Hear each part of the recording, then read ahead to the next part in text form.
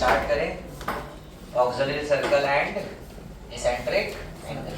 सुनना, auxiliary circle क्या होगा, इसमें एक डेफिनेशन लिख लो पहले, फिर मैं आपको बताता हूँ। लिखो ऑक्सिलरी सर्कल में it is the circle, it is the circle which passes through, it is the circle which passes through vertices of ellipse. It is the circle which passes through vertices of ellipse. ठीक है, vertices of ellipse से पास होगा वो।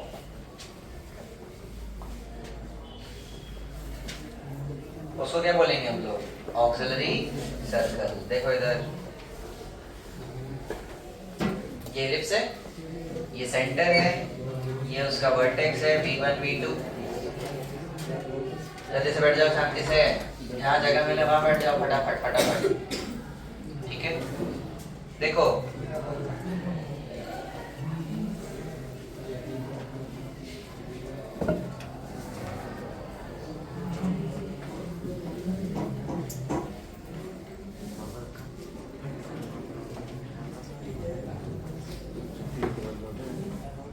ये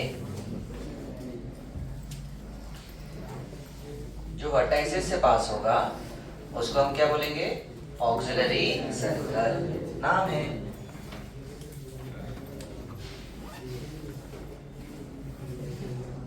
अच्छा, एक director circle भी आया था, याद है? डायरेक्टर सर्कल कहाँ आया था? सर्कल्स में आया था, है ना? वो क्या था? ऐसा सर्कल जहां से परपेंडिकुलर टेंजेंट्स बन रहे थे सर्कल के ऊपर। ठीक है, तो दोनों में फर्क है। ऑक्सिलरी सर्कल ध्यान देना। ठीक है, अब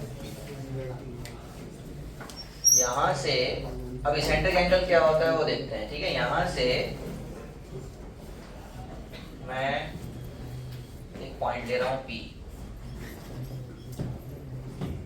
ठीक है, P ऊपर ले लेंगे, इसको Q ले लेते हैं। और ये एंगल जो है,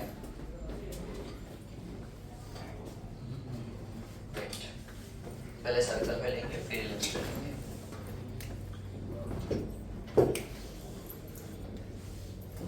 ठीक है, यहां से मैं एक पॉइंट ले रहा हूं P, उसका एंगल कितना है सर्कल के ऊपर? ठीक है, थीटा। उसका एंगल कितना है? थीटा। तो सर्कल के ऊपर पैरामेट्रिक कोऑर्डिनेट मैंने क्या बताया था आप लोगों को? अगर इसका रेडियस a है तो क्या होते थे?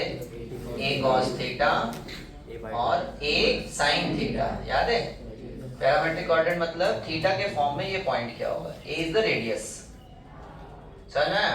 अच्छा, अब मैं इसको परपेंडिकुलर से नीचे ड्रॉप कर रहा हूँ ऐसे, यहाँ पर। तो ये एलिप्स पे इस पॉइंट पे कट कर रहा है वो परपेंडिकुलर, तो इस पॉइंट को मैं दे रहा हूँ Q। अब ये Q पॉइंट कितना होगा? ये Q पॉइंट कितना होगा भाई? x तो सेम ही होगा भाई, a cos थीटा। अरे भाई P कैसे आता है? सेंटर से आप a cos थीटा चले और कितना चले ऊपर? a sin थीटा, तो ये आ गया। तो सेंटर से ये तो x का डिस्टेंस तो कितना हुआ? a cos theta. मतलब Q का x कोऑर्डिनेट तो हमको पता चल गया, y कोऑर्डिनेट पता करना है, तो अब ये जो डिस्टेंस है ये पता करना है। तो इसके लिए फिर हमको क्या करते हैं? उसको y ले लेते हैं और वो फाइंड करेंगे। ठीक है, अब ये जो Q पॉइंट है ये किसके ऊपर लाई कर रहा है? एलिप्स के ऊपर। और एलिप्स की इक्वेशन क्या है? हाँ, स्टैंडर्ड वाला है। तो equation of ellipse is x square by a square plus y square by b square equal to 1। तो वो जो है Q सेटिस्फाई करेगा, Q पासेस थ्रू, तो उसको सेटिस्फाई करवा दें तो कितना हो जाएगा? देखो, a cos theta whole square divide by a square plus y square divide by b square equal to 1।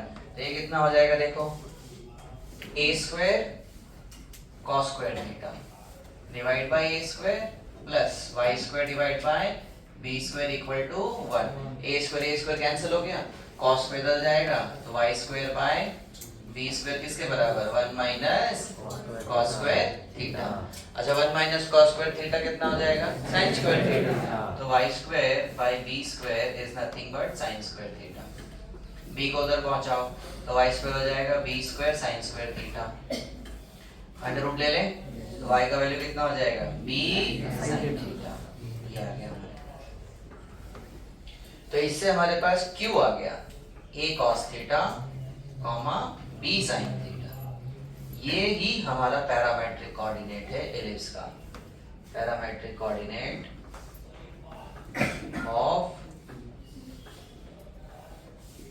Ellipse.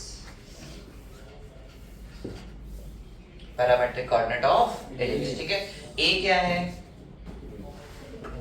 ये रेडियस ने बोला एलिप्स का आ गया ना। अब तो सर्कल का तो रेडियस है ही। सर्कल तो अब खत्म हो गया पिक्चर से। सर्कल में इसलिए लाया था क्योंकि मुझे x कोऑर्डिनेट चाहिए था।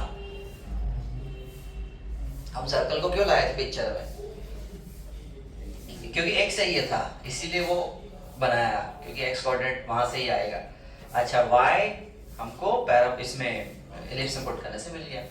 तो a जो है वो सेमी मेजर एक्सिस आधा टोटल मेजर एक्सिस कितना होता है 2a तो उसका आधा a है और b कितना है सेमी माइनर एक्सिस। तो a और b आपको इक्वेशन से मिल जाएगा। और ये थीटा क्या है थीटा होता है इसेंट्रिक एंगल। थीटा क्या होता है इसेंट्रिक एंगल।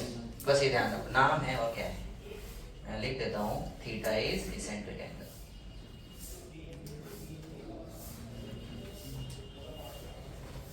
बोलो बोलो यस सर। ठीक है ध्यान रखना कॉपी कर लो।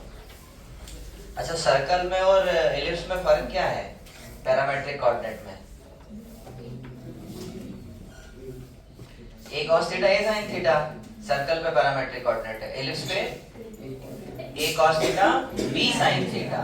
ध्यान रखना। और यहाँ जो सर्कल पे है ना ये रेडियस है ये। ठीक है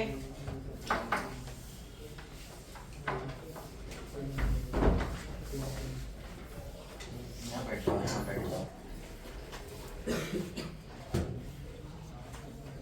आपको इसमें ध्यान क्या रखना है ये एंगल का ध्यान रखना है। ये एंगल आपको ध्यान रखना है। ये एंगल कौन सा है किसका एंगल है ये एलिप्स का नहीं है। यही तो समस्या है। आप यहाँ देखो ये सर्कल का है। ये देखो Q पॉइंट क्या है Q ये है P ऊपर है। तो P का जो लाइन है ना ओरिजिन से ज्वाइन करने वाला वो थीटा है। Q का थोड़ी है।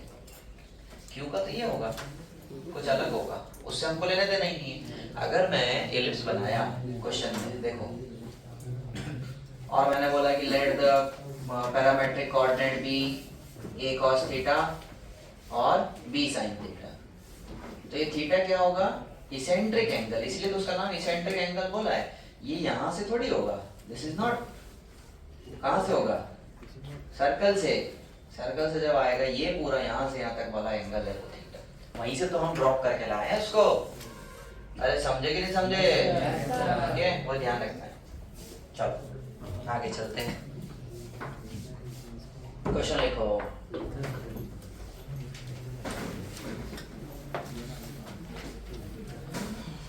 क्वेश्चन करते हैं हम लोग।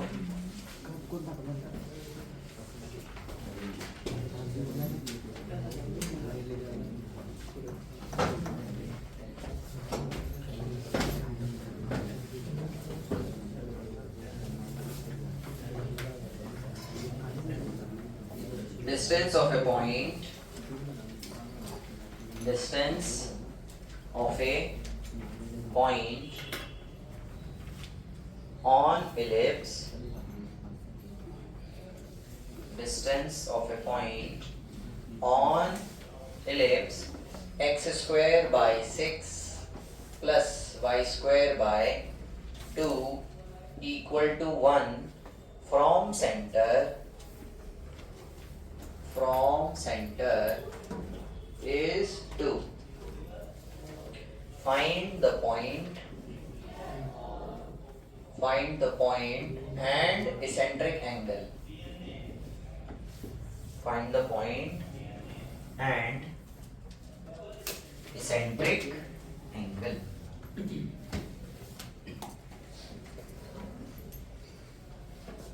Find the point and eccentric angle. ठीक है, अब सुनो क्या बोल रहा है वो, बताओ। अच्छा क्या बोल रहा है?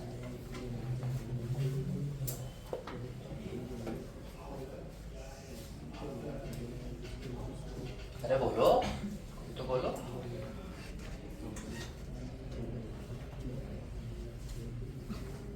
नींद में तो नहीं हो? ये हो गया आपका एक्स स्क्वायर बाय रूट 6 का स्क्वायर, ठीक है, plus Y square by root 2 का स्क्वायर। लिख सकता हूँ ना मैं, इक्वल टू 1। तो ए का वैल्यू कितना हो गया? रूट 6, और बी का वैल्यू रूट 2। ठीक है, ए और बी ही चाहिए था, हमको मिल गया।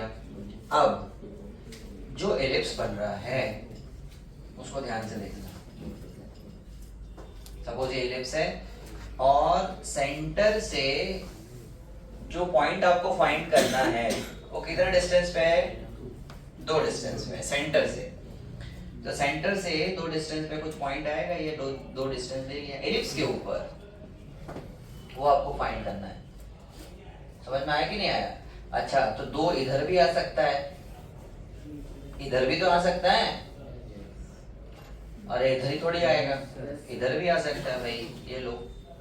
अच्छा इधर भी आ सकता है, ये लो। इधर भी आ सकता है, ये लो। ठीक है, तो मतलब कितने पॉइंट आएंगे? 4 पॉइंट आएंगे।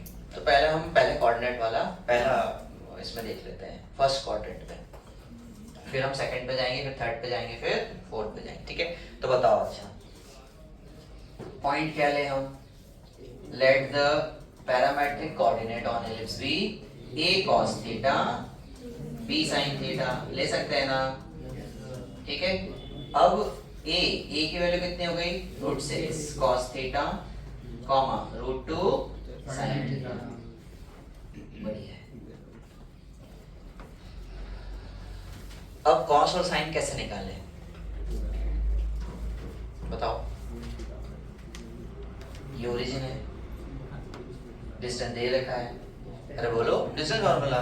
डिस्टेंस फार्मूला क्या होगा? 2 equal to under root 6 cos theta minus 0 का whole square plus root 2 sin theta minus 0 का होल स्क्वायर। ठीक है, स्क्वायरिंग कर दो तो 4 इक्वल टू अंदर भी हो गया, तो cos square theta plus 2 sin square theta. ठीक है, अब साइन और कॉस में आ चुका है, हमको थीटा चाहिए। तो एक काम करो, साइन को बदल दो, कॉस को बदल दो, आपको जिसमें बदलना हो एक ही बात है। तो मैं कॉस को साइन में बदल दूं, ठीक है, तो कैसे बदलते हैं? 1 minus sign square theta plus 2 sign square theta. ठीक है, अच्छा ये कितना हो जाएगा? 4 6 minus 6 sign square theta plus 2 sign square theta. अच्छा माइनस 6 प्लस 2 माइनस 4, इधर आया तो प्लस 4, और ये 4 को भी इधर भेज देना। तो 4 sine square theta equal to 6 minus 4 is 2। तो sine square theta is nothing but 1/2। Sine square theta is 1/2। अच्छा यहाँ पर एक चीज आएगा, एक कॉन्सेप्ट आएगा, ट्रिग्नोमेट्रिक इक्वेशन, जो मैंने अभी पढ़ाया नहीं आप लोगों को। ठीक है, तो जरा बस आप देख लो कैसे करते हैं इनको। भाई एक एंगल तो आप निकाल ही सकते हो भाई, साइन थीटा 1/√, ले लेना। तो अंडर रूट लोगे तो 1/√2, तो 45 आएगा। एक आ गया, 45 आ चुका है। बट समस्या क्या है कि दूसरे एंगल कैसे निकालने हैं? तो दूसरे एंगल निकालने के लिए ट्रिग्नोमेट्रिक इक्वेशंस लगती है। ठीक है, तो वो मैं बताऊंगा आगे, बट अभी आप थोड़ा सा बस इसको ध्यान रखो कैसे करते हैं। अच्छा 1/2 को मैं कैसे लिख सकता हूँ? 1/√2 का होल स्क्वायर लिख सकता हूँ ना। अच्छा तो sine square theta equal to, sine कब होता है 1/√2? 45 पे होता है, तो साइन स्क्वायर π/4। तो यहाँ से इसको ध्यान रखना। तो ट्रिग्नोमेट्रिक इक्वेशन में साइन स्क्वायर थीटा अगर साइन स्क्वायर अल्फा के बराबर है तो थीटा हो जाता है, दिस इंप्लाइज थीटा हो जाता है n/, +-1 to the power n into alpha, और n जो होगा वो इंटीजर होगा। ये चीज आपको ध्यान रखनी है। अब ये कहाँ से आया क्या आया ये मैं बाद में बताते रहूँगा आपको, जब मैं पढ़ाऊंगा ना ट्रिग्नोमेट्रिक इक्वेशन तो हम प्रूव करेंगे मेरी। अभी के लिए बस इतना ध्यान रखो कि कभी भी ऐसा आ जाए sine square theta equal to cos square alpha, वैसे ही cos square theta equal to cos square alpha में भी एक फॉर्मूला आता है, वैसे tan square theta equal to tan square alpha में भी एक आता है, तो ऐसे 3 आते हैं। ठीक है, तो वो हम लोग पढ़ेंगे। अभी छोटा सा टॉपिक है वो ट्रिग्नोमेट्रिक इक्वेशन, उसको स्किप कर रखा है, आगे हम लोग पढ़ेंगे। तो अच्छा n क्या हो गया आपका, इंटीजर, इंटीजर मतलब 0 plus minus 1 plus minus 2 plus minus 3। तो अल्फा की वैल्यू तो पाई बाय 4 है, तो देखो sine square theta equal to किसके बराबर है, साइन स्क्वायर पाई बाय 4। तो यहाँ पर अल्फा कितना हो गया, पाई बाय 4। अरे इसे कंपेयर करो ना, तो अल्फा कितना हो गया, पाई बाय 4। तो theta equal to n pi plus minus 1 to the power n into alpha, alpha मतलब पाई बाय 4 पुट कर रहा हूँ। तो ये हमारा एंगल आया है, और n आपने बताया सर कि किस से बिलोंग करेगा, इंटीजर। तो अब मैं सबसे पहले n की वैल्यू 0 पुट कर रहा हूँ, अलग अलग थीटा आता चला जाएगा। देखो 0 पुट करो तो थीटा कितना हो जाएगा, ये कितना हो गया 0, ये कितना हो जाएगा माइनस 1 की पावर 0 इंटू पाई बाय 4। अच्छा माइनस 1 की पावर 0 कितना होता है 1, तो कितना आया पाई बाय 4। देखो एक एंगल आ गया हमारा। अरे मैंने एक अंदाज से बताया था ना आपको, अंदाज से क्या यहीं से डायरेक्ट दिख गया था ना एक एंगल, तो 1/√2 कितना होता है 45, तो यहाँ से आगे वो आता है। अच्छा n की वैल्यू आप 1 रखो इसमें, तो कितना हो जाएगा पाई, और ये कितना होगा माइनस 1 की पावर 1 इंटू पाई बाय 4। इसको सॉल्व करते हैं तो कितना होगा पाई माइनस पाई बाय 4, कितना हो गया 3 पाई बाय 4, दूसरा आ गया, समझे, यहां से दूसरा आ गया ये 3 पाई बाय 4, ये और आगे पुट करते चला जाओ, आपको आते चले जाएंगे। n की वैल्यू 2 पुट कर लो, थीटा कितना होगा 2 pi plus minus 1 to the power 2 into pi by 4।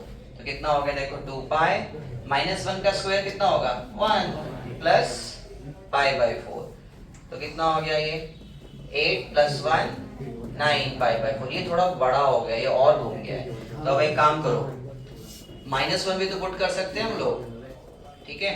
तो कितना हो जाएगा n की वैल्यू माइनस 1, ये बहुत बड़ा हो गया एंगल, समझ रहे हो, ये एक बार और घुमा दिया उसने, इतने बड़े पे नहीं जाना है। माइनस 1 पुट करो तो माइनस 1 कितना होगा minus pi plus minus 1 to the power minus 1 into pi by 4। अच्छा कितना होगा देखो माइनस पाई, माइनस 1 की पावर माइनस 1 कितना होता है,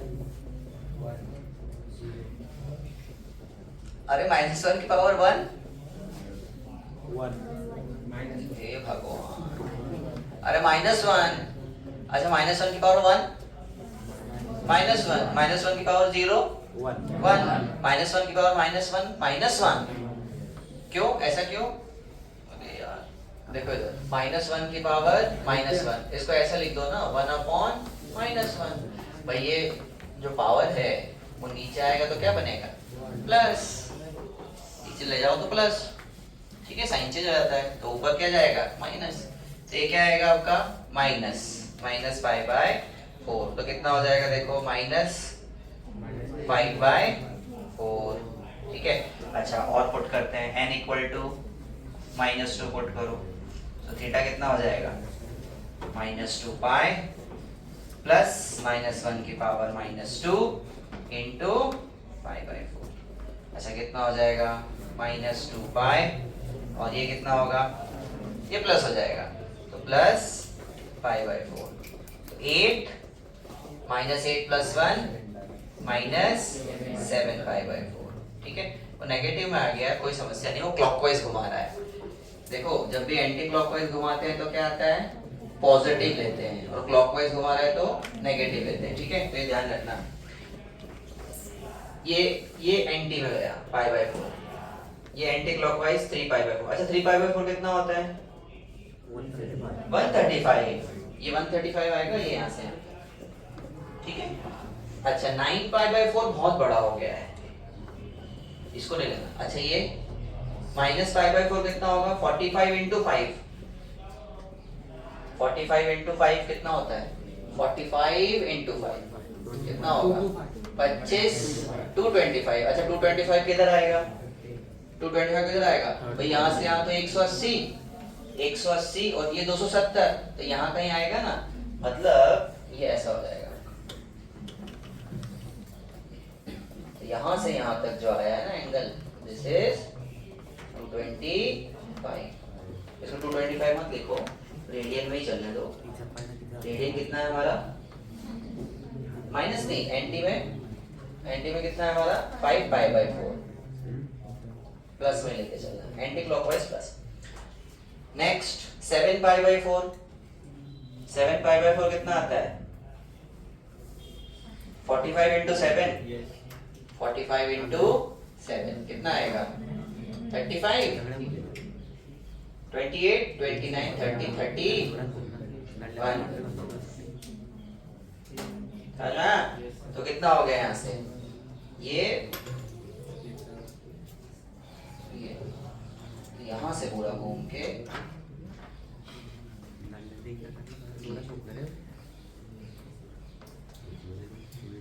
ये कितना होगा? 7 पाई बाय, तो एक P1, ये कितना आया? P2, ये कितना आया? P3 और ये कितना आया? P4। तो अब फाइनली पॉइंट्स लिख रहा हूँ चारों, देखो यहाँ लिख देते हैं। P1 बोलो,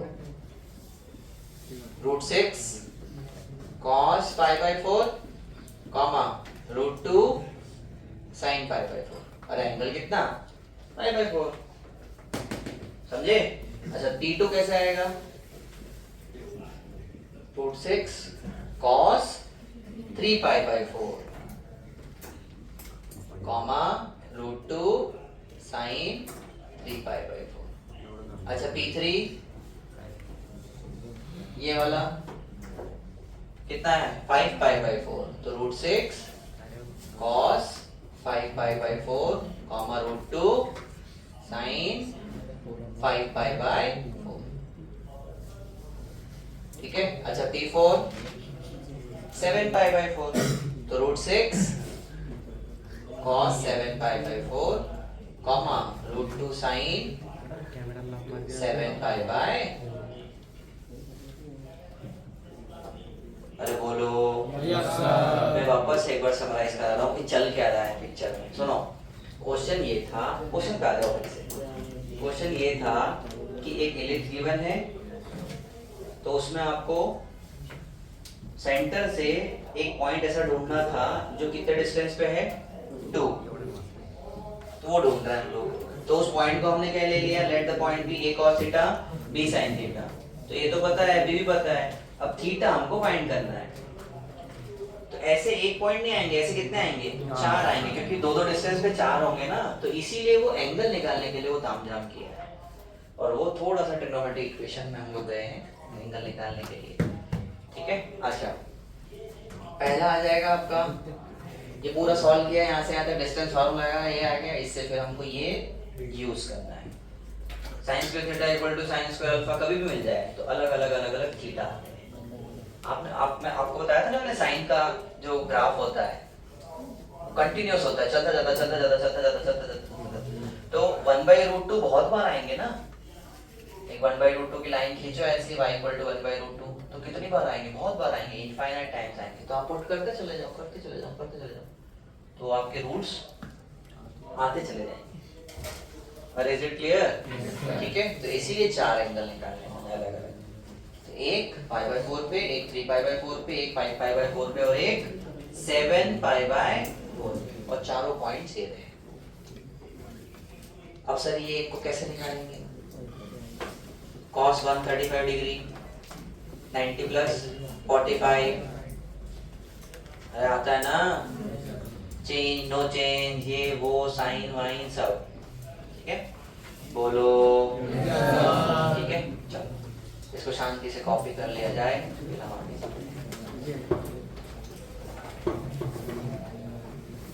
हेडिंग डाल दो। हेडिंग डाल दो some properties of ellipse,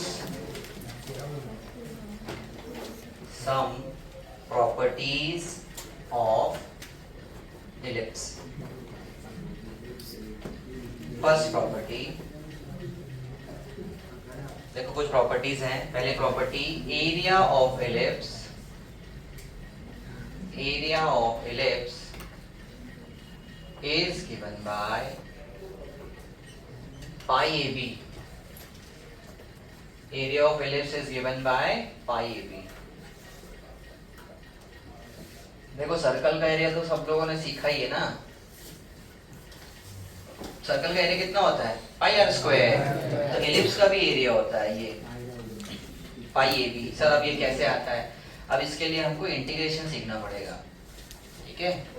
but ये यहाँ इसलिए बताया, मैं इंटीग्रेशन में इसको सॉल्व करवाता हूँ, इस पार्ट को निकलाता हूँ, फिर इसका 4 से मल्टीप्लाई करके पाई ए भी बहुत सुंदर सा आता है। बट यहाँ नहीं बता सकते क्योंकि इंटीग्रेशन पढ़ा नहीं है, ठीक है। ये क्यों बताता हूँ? क्योंकि आपके इसमें डीबीपी इसमें मॉड्यूल में ये मूर्खों जैसे क्वेश्चन दे रखे हैं, let the area be ellipse be 14 units. तो फिर उसका मतलब क्या हुआ कि पाई ए बी किसके बराबर? 14 के बराबर। तो वहाँ ए और बी का रिलेशन मिल जाता है, तो वहां से फिर वो निकलाता है, तो वो ध्यान रखना, ठीक है। दूसरा लिखो, the maximum area of rectangle inscribed, the maximum area of rectangle inscribed in ellipse is, ठीक है। अब देखो क्या होगा, सबसे बड़ा रेक्टेंगल आप एलिप्स के अंदर कौन सा बना सकते हो? उसका एरिया वो पूछा है।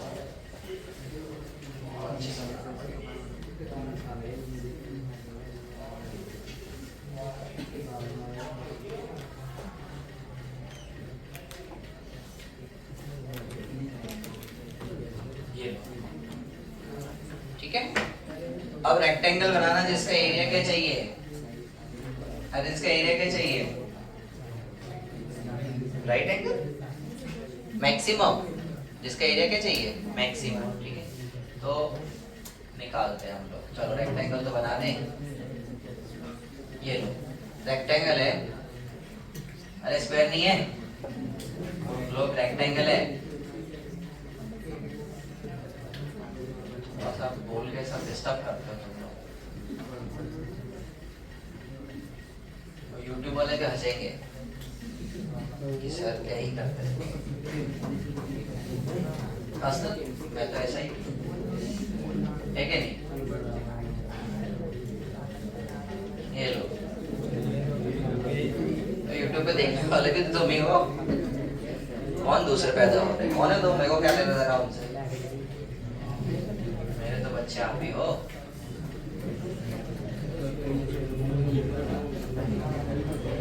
ये लो,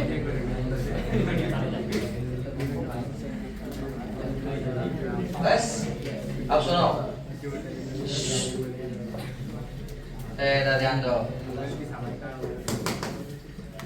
इसका एरिया निकालना है, ये ए है पूरा यहाँ तक। तो हम ये पैरामेट्रिक कोऑर्डिनेट ले सकते हैं एलिप्स के ऊपर, a cos theta b sin theta. अरे लेके आए ना हम लोग, ठीक है। तो इसका मतलब क्या हुआ कि यहाँ से यहाँ तक a sin थीटा है और ये कितना है? b sin theta. तो टोटल कितना होगा? 2a cos theta. ये a cos थीटा है तो डबल कितना हो जाएगा? 2a cos। ये कितना होगा? 2b sin theta. अब एरिया क्या होता है रेक्टेंगल का? Length into breadth. तो 2a cos theta into 2b sin theta. तो कितना हो जाएगा?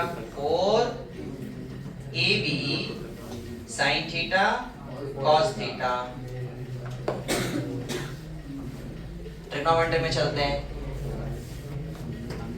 2 sin a cos a sin 2a तो 2 एक निकाल के बाहर कर दो, तो 2ab 2 sin a cos a is sin 2a। याद आया? अब एरिया ये है। अब मुझे बताओ, ये तो कांस्टेंट है, a और b तो कांस्टेंट है, इलिप्स का सेम मेजर x से माइनस, ये मैक्सिमम और मिनिमम कब होगा? मैंने करवाया आपको, sin 2 थीटा की वैल्यू कहां से कहां जाती है? रेंज -1 से 1। याद आया? वो -1 से 1 ही ग्राफ होता है, तो -1 से 1, तो मैक्सिमम वैल्यू क्या होगा इसकी? 1। मतलब ये मैक्सिमम टू मैक्सिमम कितना देगा? 1। तो एरिया जो मैक्सिमम हो गया वो कितना हो जाएगा? 2ab × 1। तो एरिया मैक्सिमम हो गया 2ab। अरे बोलो, ठीक है? तो यहाँ पर आप लिख लेना is 2ab।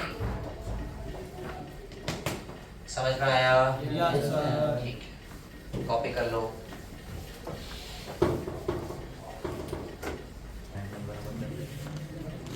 Third point, circle.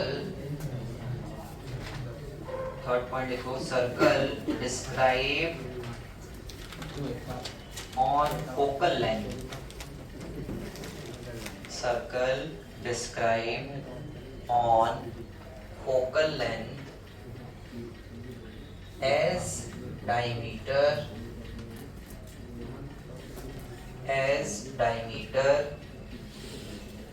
always touches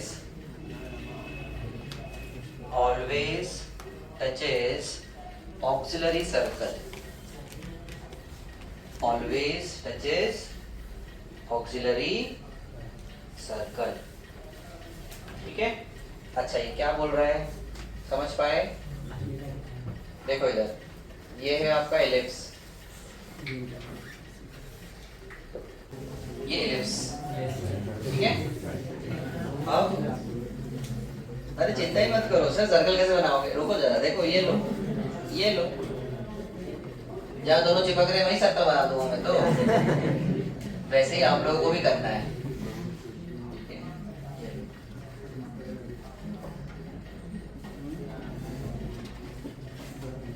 समझ गए? अब सुन लो क्या क्या है इसमें, तमाम चीजें ध्यान रखो। ये है आपका फोकल लेंथ, जो डायमीटर है, ये फोकस है, ठीक है? अच्छा, अगर मैं यहाँ पर ये फोकल लेंथ देता हूँ ना, और यहाँ पर अगर वो सर्कल बन रहा है, तो वो भी किसको टच करेगा? ऑक्सिलरी सर्कल को। वही तो है वो प्रॉपर्टी, क्या है? यही तो प्रॉपर्टी है। अच्छा, यहाँ से अगर मैं फोकल लेंथ देता हूँ एज ए डायमीटर, इसको मैं सर्कल बनाता हूँ, तो वो किसको टच करेगा? ऑक्सिलरी सर्कल को टच करेगा। ठीक है? ऐसा ना सोचना कि सर यही बनेगा, क्या कहीं बनेगा, वो एक्चुअली में एलिप्स हम लोग प्रॉपर नहीं बना पा रहे।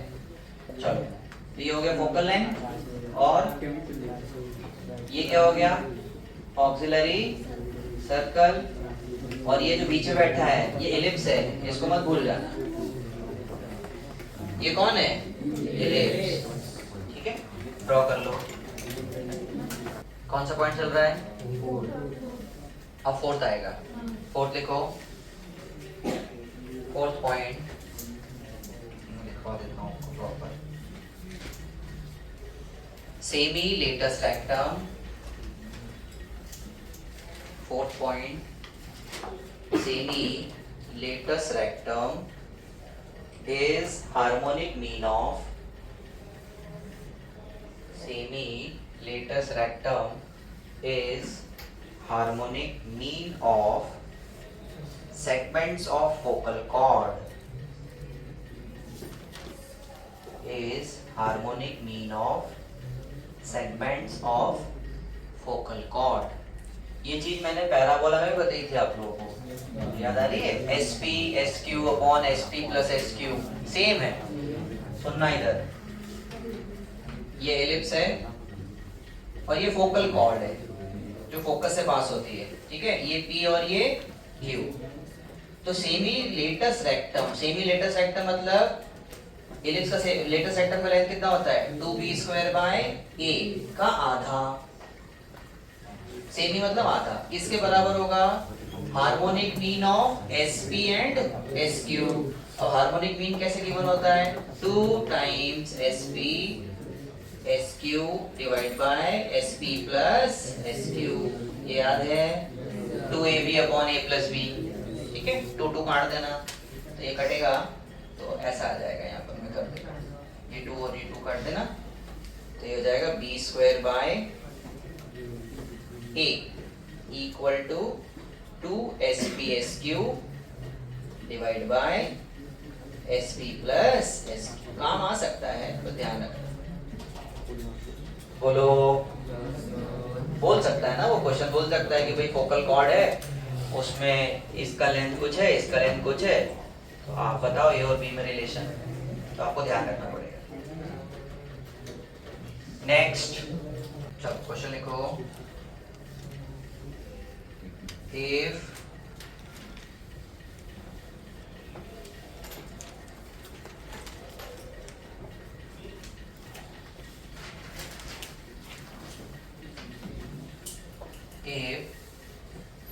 equation of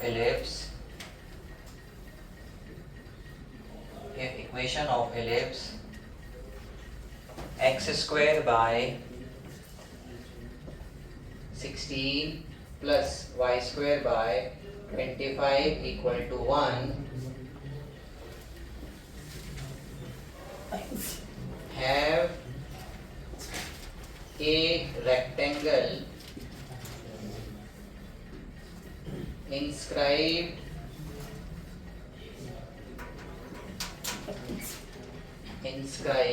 in it, find maximum area।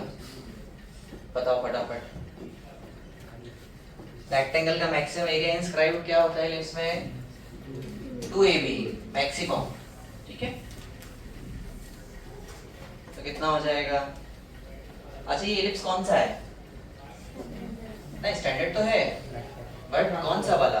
Longitudinal या ट्रांसवर्स? ट्रांसवर्स, क्योंकि ए छोटा है, ए कितना है? 4, बी कितना है? 5, बी बड़ा है ना, तो वाई में ऐसे बनेगा, ट्रांसवर्स वाला है। अरे सेकंड वाला।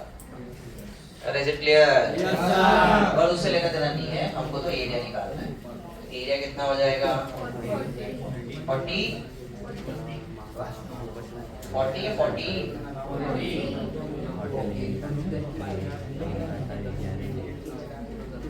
ये ऐसा रहेगा, ये एलिप्स है और इसी में ये रेक्टेंगल। तो हमको तो मैक्सिमम एरिया डायरेक्ट आता ही है, तो कितना हो जाएगा? Max 2AB। पाई AB नहीं, पाई AB तो किसका होता है? इलिप्स का एरिया है वो। ठीक है, तो 2A, A कितना हो गया? 4, 16 नहीं 5, कितना हो जाएगा? 40 स्क्वायर यूनिट्स। बोलो, अरे is it clear? Next question. तुम दोनों मुझसे मिलके जाओगे, मिलने जाओगे क्या? मिलने आओगे। ठीक है, ये लेके आ जाना और ऊपर आ जाना। डोज तो देना पड़ेगा, क्यों? सलाइन तो लगानी पड़ेगी। If area of ellipse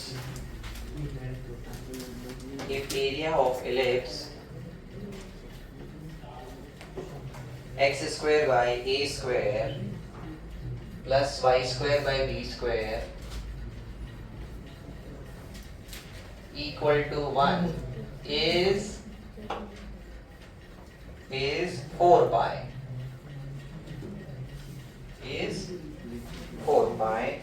then find maximum area of rectangle,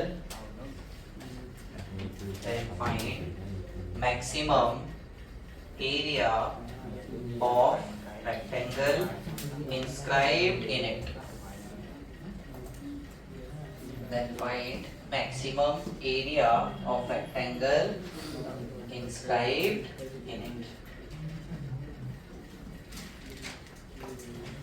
अच्छा बताओ, एलिप्स का एरिया दे दिया, तो एलिप्स का एरिया कितना होता है पाई ए बी, तो पाई ए बी किसके बराबर 4 पाई के बराबर, पाई पाई उड़ा देना, तो ए बी किसके बराबर 4 के बराबर, बस है ना। और मैक्सिमम एरिया क्या होता है रेक्टेंगल का, इधर ध्यान दो, हाँ रेक्टेंगल का 2ab, तो 2ab 2 into 4 कितना हो जाएगा 8, ए और बी की हमको जरूरत ही नहीं है, ठीक है डायरेक्टली आ जाएगा, बोलो ठीक है। तो ये सब था एलिप्स का बेसिक्स और उसकी प्रॉपर्टीज, पॉइंट क्या लेना है, कब लेना है, कौन सा एलिप्स क्या होता है, longitudinal, transverse, focus, vertex, directrix, सब कुछ, फोकल लेंथ, फोकल कॉर्ड, सब ठीक है। लेटेस्ट रेक्टम क्लियर, एरिया क्या होता है, ये वो सब, उसके अंदर रेक्टेंगल क्या होता है, सब। अब हम लोग कल से चलेंगे टेंजेंट की इक्वेशन पे, equation of tangent on ellipse, वही t equal to 0, OS s1 equal to t square, वो सेम चिपकेगा, सब सेम, ठीक है। ओके, बाकी फिर कल करते हैं।